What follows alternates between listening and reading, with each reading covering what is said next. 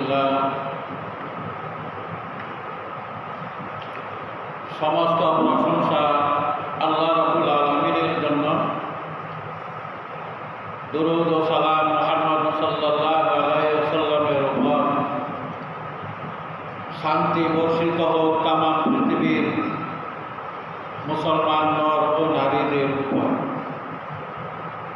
আল্লাহ রাব্বুল আলামিনের দরবারে লাখো কোটি শুকরিয়া জ্ঞাপন করছি যে মহান রাব্বুল আলামিন দয়া করিয়া, মায়া করিয়া, আদর করিয়া, স্নেহ করিয়া আল্লাহর বান্দাকে, আল্লাহর গোলামকে আল্লাহর ঘর মসজিদে আসার তৌফিক দিয়েছেন।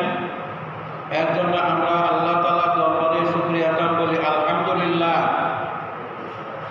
শান্তি বর্ষিত হোক তামাম পৃথিবীর সকল মানবতার উপর। আমি কোরআনুল কারীম থেকে একখানা আয়াত পাঠ করেছি, ওয়াকারনা ফি বুয়ুতিকুন্না ওয়ালা তাবাররাজনা তাবাররুজাল জাহিলিয়াতিল উলা। আল্লাহ তাআলা বলেন, নারীদেরকে উদ্দেশ্য করে বলেন যে তোমরা জাহেলি যুগের নারীদের মতো বেপরদা হইয়া ঘর থেকে বাহির হইও না।